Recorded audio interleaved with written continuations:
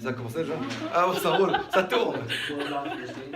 Bon, moi je vais présenter la question numéro 1, la première. Donc, utilise un exemple politique ou artistique de chaque siècle pour montrer la différence et les similarités entre le 19e et la première partie du 20e siècle en France.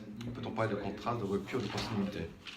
Alors, ce que j'ai trouvé comme similarité entre les similitudes entre les deux siècles, c'est la notion de liberté. Au 19e siècle, surtout la deuxième partie de 1820 à 1850, il y a eu le mouvement du romantisme, avec l'arrivée de poésie lyrique et la tragédie dans l'art, comme par exemple Delacroix avec la barque de Dante que nous avons vu en classe, où il y a des gens qui meurent sur la barque, on ne sait pas trop ce que c'est, où il y a de la souffrance, de la douleur. Victor Hugo avec Les Misérables aussi à Paris. Donc je disais poésie lyrique et tragédie dans tout ce qui est littérature, art et autres. Et il y a beaucoup d'expressions de sentiments, des sentiments humains, ce qu'on n'avait pas avant. Avant c'était très réaliste, donc un portrait de Napoléon dessiné par exemple, alors que maintenant on pense à l'humanité beaucoup plus, on parle des sentiments, des expressions humains, et on pense à soi-même un petit peu. Comme je disais, dans la peinture, la mort et la souffrance sont démontrées et dépictées par le radeau de la Méduse aussi. Les couleurs sont très vives, le clair-obscur est utilisé, le jeu d'ombre. Donc ça c'était un peu pour le 19e siècle, donc romantisme, notion de liberté après la Révolution de 1789, et puis changement de tendance intellectuelle et artistique. La première partie du XXe siècle, il y a une grande ou une grave crise intellectuelle, donc entre les deux guerres du XXe siècle. La guerre a remis en question, la Première Guerre mondiale a remis en question les valeurs traditionnelles. Le peuple cherchait une direction morale dans un monde très instable, parce que, comme nous allons le voir plus tard, la 4e République était vraiment une politique très instable, où il y avait plusieurs problèmes que nous allons voir par la suite.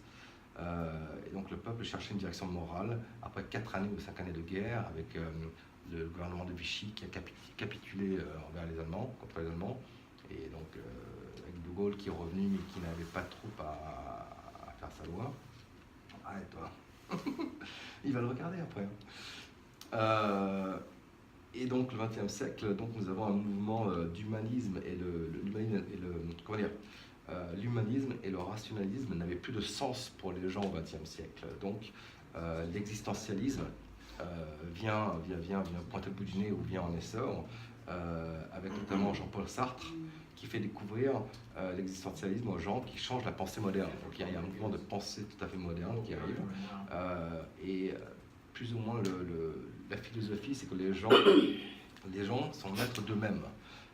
Ils peuvent choisir leur essence, comme dit le texte de Jean-Paul Sartre, à propos de Jean-Paul Sartre, à savoir qu'on est avec un corps humain, mais on choisit nous-mêmes notre destinée par la suite, et on peut agir soit en bonne foi ou en mauvaise foi. La bonne foi veut dire qu'on ne prend pas en compte les éléments extérieurs ou ce que pensent les autres, on pense pour soi-même avant tout, on cherche à définir et à travailler pour l'humanité soi-même avant tout, avant de penser aux autres. La mauvaise foi, c'est quand on inclut tout ce qui est éléments extérieurs pour prendre ses décisions. Donc en fait, il faut être libre, il ne faut pas être influencé par les autres. Donc la bonne foi. Je pense qu'il y a une continuité entre les deux siècles, entre le 19e siècle, ou la deuxième partie du 19e siècle et la première partie du 20e. Une bonne continuité, comme le romantisme et l'existentialisme reposent tous deux sur la réalité, la liberté de l'homme et la pensée à soi-même. Il faut penser à soi-même. Et donc entre les trois théories, les trois choix, je pense qu'il y a plus de continuité que de rupture, de contraste. Et c'est ce qui m'amène un petit peu à penser ce genre de choses. Donc n'hésitez pas si vous avez des questions, si vous voulez. Je suis d'accord avec toi, mais j'ai une question.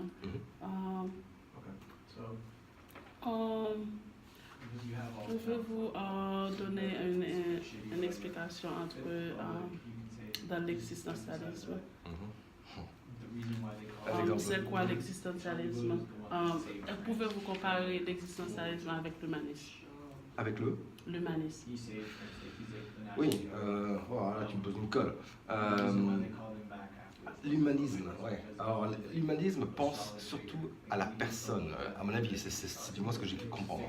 L'humanisme pense à la personne et à l'être humain. Donc, c'est un peu le mouvement des Lumières qui est arrivé. Donc, au lieu de penser bêtement et de croire bêtement à tout ce que le roi nous dit et ce que les gens nous disent autour, c'est qu'il faut commencer à mettre l'homme, l'être humain en avant. Il faut commencer à penser par soi-même. On est intelligent, on peut réfléchir soi-même. Donc, pour moi, l'humanisme, c'est plus où on met l'être humain ou la forme humaine en avant. Donc, et ça, c'est différent de l'existentialisme, parce que l'existentialisme repose surtout sur, comme le nom dit, l'existence. Alors, pourquoi est-ce qu'on existe sur la Terre?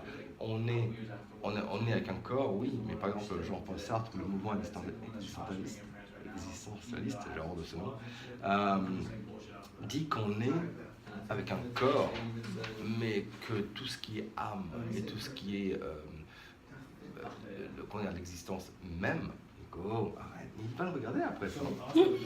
Il fait des grimaces. Il me distrait. Ouais, donc les existentialistes se posent la question comment est-ce qu'on peut manipuler nous-mêmes notre existence sur Terre. On est tous égaux avec un corps, oui, mais c'est une coquille vide, et on est sans rien. Donc au fur et à mesure, on se donne son essence, on se donne la raison d'être sur Terre, si tu veux, et ça, comme on disait tout à l'heure, il faut le faire en bonne foi, donc sans prendre en compte ce que pensent les autres, d'autres influences. Il faut le faire en neutralité, étant neutre. C'est du moins ce que j'ai compris, mais je suis pas très philosophe, donc. Non, donc ça voit ça. T'as des questions, Dan? Très intéressant. Ouais, je pense que bon, je suis pas du tout un très bon dans ces trucs-là. Je suis pas du tout un expert. Bon. Est-ce que tu penses que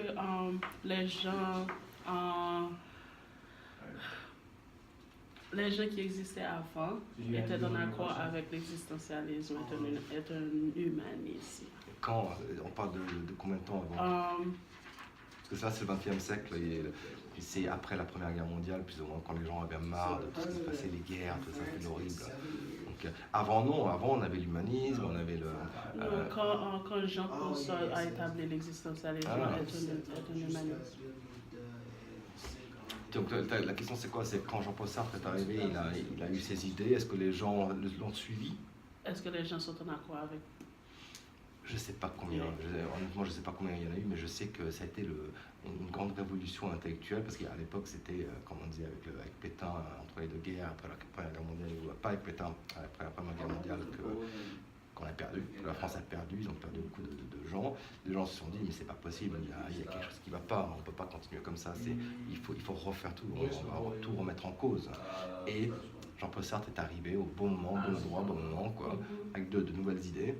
Et oui, je pense que beaucoup de gens l'ont suivi, parce que c'est en même temps, à cette époque-là, il y a l'essor du Parti Socialiste, donc la gauche.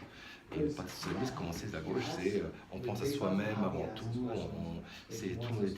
tout le monde est égal, on pense aux gens, on pense aux gens. Donc je pense que la politique avec la philosophie ont en effet commencé à entraîner pas mal de monde avec eux et de changer les choses petit à petit. Je pense que j'ai assez parlé, donc on peut passer à la question numéro 2. Ok, merci. D'accord. L'entreprise coloniale française était principalement pour enrichir la France, parce qu'on mettait les colons un peu partout et on exploitait les ressources naturelles comme l'or, le pétrole,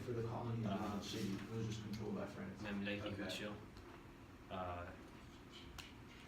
Et la théorie, c'était que le colon était en charge de tout et les indigènes, c'était pratiquement des esclaves. Et la France occupait près la moitié de l'Afrique, pratiquement toute l'Afrique de l'Ouest et l'Afrique centrale, à part le Congo, ce qui était belge, Congo belge.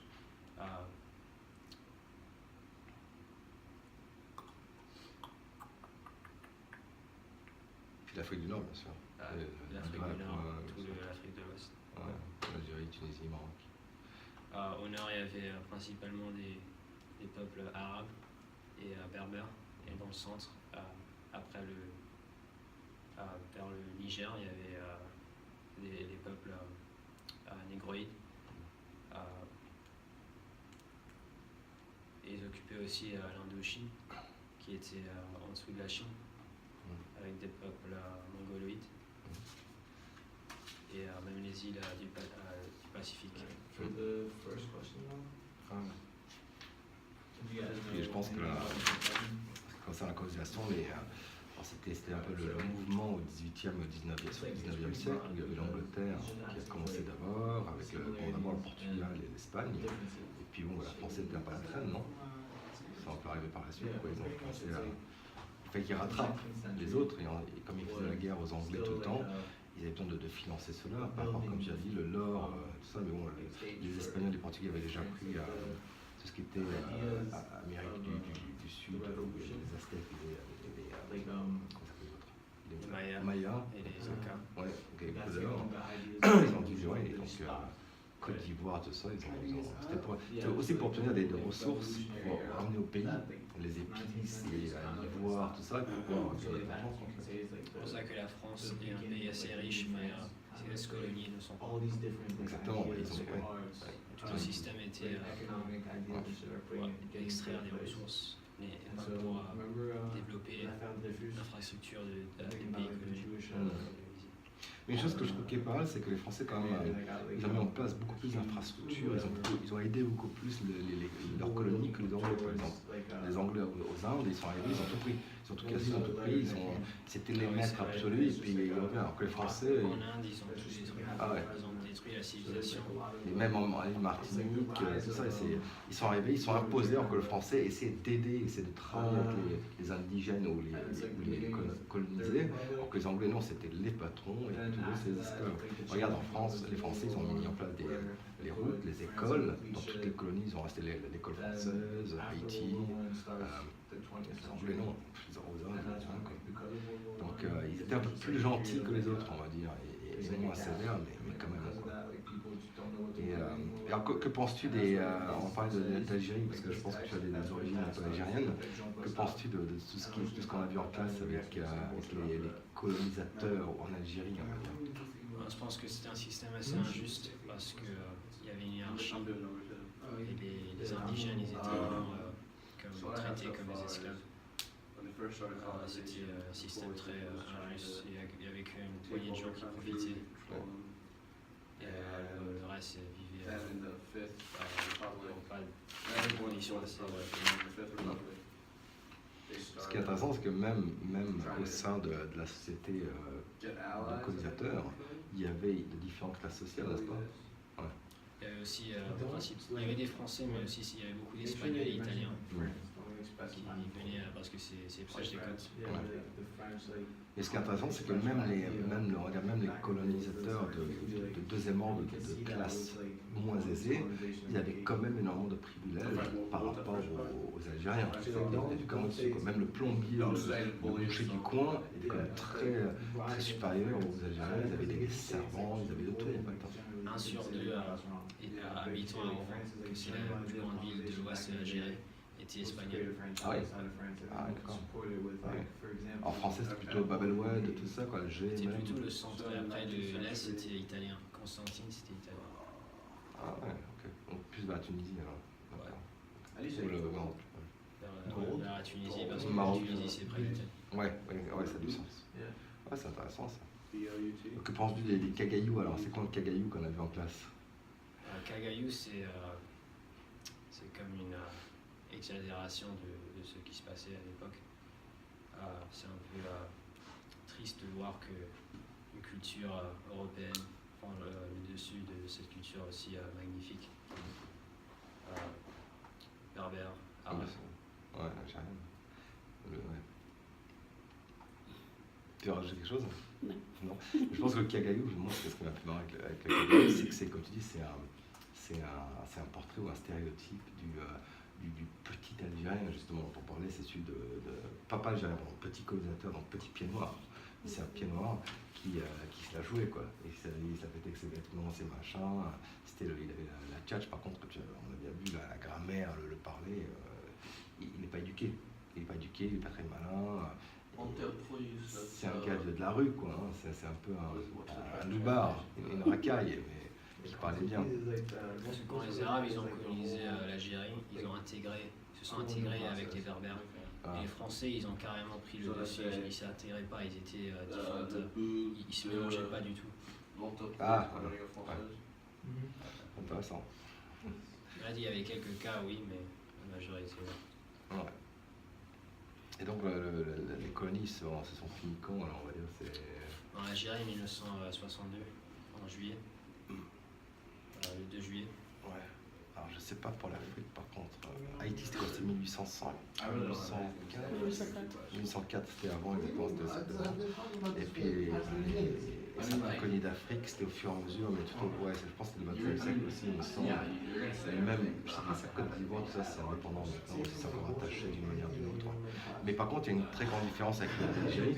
L'Algérie, c'était carrément un département outre-mer. C'était un département qui était partie intégrante de la France. C'était la seule. Ouais, c'était la seule. C'est pour ça que je te dis. Et c'est pour ça qu'il y a eu le problème avec après la guerre, quand il y a eu l'indépendance, mais les Français disaient c'est un département à part entière, donc ça ne peut pas être considéré comme une colonie, c'est un département. Et c'est pour ça qu'il y a eu un problème avec De Gaulle, ils ont essayé de le tuer et tout ça, parce que le FLN, tout ça. Ouais, donc c'était un peu un truc à part. Très intéressant en tout cas, très intéressant. Vas-y Daphna, on t'écoute. Ok, je vais présenter le numéro 3. Caractériser la 4e et la 5e République française. Pourquoi et comment est-ce qu'elles représentent les idées de leur temps. Pour commencer, j'ai dit que la 4e République était un régime parlementaire où le Parlement a plus de pouvoir que le président. Si une majorité de la Chambre n'est pas en accord avec la politique du gouvernement, ça veut dire le président sera démissionné. Et le président n'a aucun pouvoir. Par exemple, dans la page 163, dans la 4e République 1946-1958, on a dit que Charles de Gaulle avait proposé une nouvelle constitution après la 3e République pour établir le pouvoir dans le gouvernement. On a le Parlement, la majorité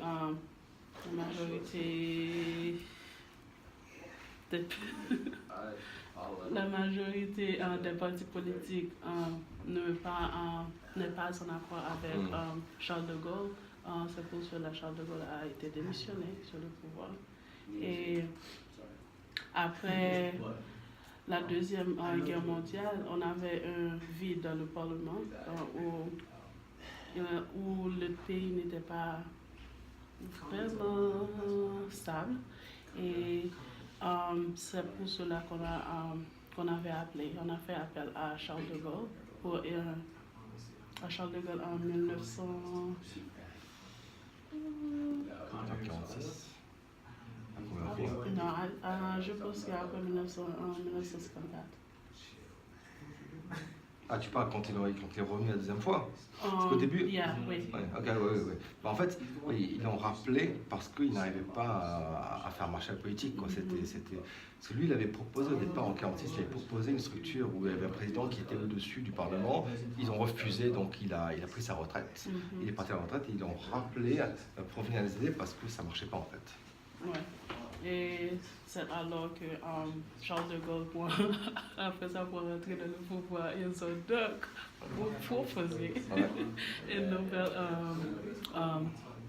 une nouvelle république. C'est là que la 4e République a cédé le pouvoir à la 5e République. Où la 5e République,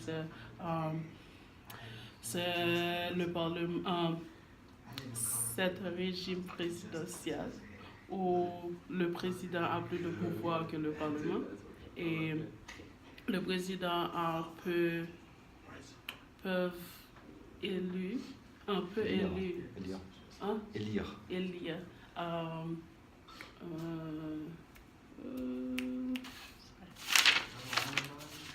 élire un premier ministre, un premier ministre et ainsi un son. Exactement. Ouais, c'est parfait. Alors, est-ce que tu connais les devoirs où le chef de l'État, donc le président dans la 5e République, est-ce que il y a une chose qui est très importante entre la 4e et la 5e République, c'est la séparation des pouvoirs exécutifs et législatifs. C'est-à-dire que, parce qu'avant, lors de la 4e République, c'était un peu le foutoir, le pouvoir exécutif et législatif étaient mélangés. C'est pour ça que les lois n'arrivaient pas à être promulguées, ils n'étaient pas écrits. Alors que la 5e République, on partage, donc ce n'est pas les mêmes personnes qui décident de tout ce qui est loi et tout ce qui est la mise la mise en place des lois, de l'exécutif, en fait, de ce qui décide. Donc, c'est pour ça qu'il y a 2 chambres. Voilà, ça a chargé, il y a 2 chambres qui séparent le pouvoir exécutif. Et ça, c'est très important. C'est-à-dire que l'une n'influence pas l'autre. En fait, il y a 3 chambres, exécutif, législatif et judiciaire, donc les juges. Et c'est pour ça que ça réussit. Ouais, donc c'est la séparation des pouvoirs, ça c'est très important. À ton avis, pourquoi est-ce que les gens après la Seconde Guerre mondiale en 45-46, pourquoi est-ce qu'ils n'ont pas voulu que le président ait le pouvoir, on va dire, et plus de pouvoir que le Parlement? Je pense que si le président a plus de pouvoir, le pays va bien marcher. Parce que avant, on vit que presque le Parlement a le pouvoir, mais ils ont proposé beaucoup de guerres. Et il n'y a pas de politique stable et beaucoup de gens ont souffert. Parce que c'est pour cela que le président... Oui, il ne faut pas oublier que la France sortait de la Seconde Guerre mondiale, où le gouvernement de Vichy, qui est un gouvernement provisoire, après avoir capitulé aux Allemands, Pétain, donc il a tout changé, quoi. La République c'était fini, donc il a fallu se débarrasser de tout ça, les gens en avaient marre, ils voulaient carrément reprendre à zéro, et surtout la raison pour laquelle ils ne voulaient pas que le président soit supérieur, soit plus fort que le Parlement, c'est parce qu'ils ne voulaient pas d'une entité qui puisse diriger tout le monde. L'Allemagne venait de diriger la France pendant 4 ou 5 ans avec le gouvernement de Vichy qui était un gouvernement un peu, on va dire, de rigolo. Pourquoi l'Allemagne a colonisé la France? Parce qu'ils voulaient pour tout le monde. Donc c'était pour aller vers l'ouest, c'était pour les richesses, et puis il y avait... de toute façon, pourquoi est-ce qu'Hitler a voulu prendre... Il voulait toute l'Europe. Hitler voulait tout le monde. Oui, il voulait tout le monde en fait. Il voulait la Pologne, la Russie. Il allait envahir toute la planète. Donc en fait, comme l'Allemagne touche la France, il a commencé avec les pays proches, la Belgique, la Pologne, la France... Puis il voulait reprendre l'Alsace et la Lorraine, qui étaient... lui, il voulait tout prendre. Ouais, non, mais c'est beaucoup de choses. Mais ce qui est important, c'est que... Et une chose qui est importante aussi pour la 4e République, c'est qu'il y a eu les 30 glorieuses. Les 30 années glorieuses où justement il y a eu un gros essor économique, industriel et financier en France. Après la guerre, tout a explosé, quoi. Donc la 4e République a eu des bons moments, mais ils ne savaient pas les gérer. Parce que personne n'était d'accord. Ils auraient pu faire beaucoup mieux que ça. Il faut rajouter quelque chose, Je veux dire, Hitler n'a pas réussi à envahir la planète, mais les Américains l'ont fait plus tard. Indirectement. Ouais. Avec des bases militaires. Un peu partout, ouais. Parfait. Je pense qu'on est bon là-dessus. Et puis il y a les dernières questions. 24. Et combien? 24. 24, non mais on a ça aussi après. On parle de ça. Quelle stratégie? Ok. Alors, quelle stratégie avez-vous utilisée pour choisir le sujet de vos articles? Vous avez suivi un thème? Tu as déjà décidé avec ton groupe ce que vous allez faire? Je ne sais pas encore. Ah bon? Donc tu ne sais pas si vous allez faire un thème commun pour tout le monde ou tous individuels? Par pays? Non? Ok. Nous on s'est décidé à faire l'immigration. Moi je représente la Belgique. On a la Belgique, la Suisse, le Luxembourg et le Canada. Le Québec. On a choisi le thème de l'immigration. Donc on va représenter l'immigration, ce qui se passe avec l'immigration ensemble. donc individuellement, mais sur le même thème. Et donc oui, pourquoi? Parce qu'on pense que il serait intéressant de voir comment certains pays d'Europe, parce qu'il y a la Belgique, la Suisse et le Luxembourg sont des pays européens, mais la Suisse ne fait pas partie de la communauté européenne, de la CE. Donc il serait intéressant de voir un petit peu si le Luxembourg et la Belgique se sont d'accord sur les quotas et sur les raisonnements par rapport au Luxembourg. Et puis le Québec, on veut savoir un petit peu ce ne sera pas les mêmes immigrés, mais de voir un petit peu comment ça se passe. Le Québec, en fait, c'est beaucoup comme la France. Ils ont un peu la même immigration. Ouais, mais apparemment c'est beaucoup d'Américains qui vont aussi. Ce sont des gens qui viennent d'ici. Ouais, c'est ce qu'ils disaient. Donc C'est bizarre parce que moi aussi, je m'en avoir parce que je connais pas du tout quoi l'immigration. dans le territoire français, ça serait un peu bizarre que les Américains ici. Ouais, mais on verra bien. Alors, je connais pas du tout. Et en ce qui concerne, est-ce que vous pensez que vous avez maintenant une bonne idée générale sur le pays que vous étudiez? Oui, je pense, parce que moi j'ai regardé plusieurs thèmes, l'immigration, tout ce qui est le football, j'ai fait sport, immigration, agriculture, et je m'en rappelle plus du quatrième, c'était, ah oui, la bière, c'était le Charles, le Premier ministre Charles, comment, avec l'aide de commerce extérieur, comment il voyait ça, le Premier ministre. Donc ouais, je pense que j'ai une bonne idée. Yeah, moi aussi, parce que j'ai appris que dans la Réunion, que le président Emmanuel Macron a beaucoup de pouvoir pour diriger le monde là-bas. Je pense que c'est la France et la Réunion. Si on a passé on a proposé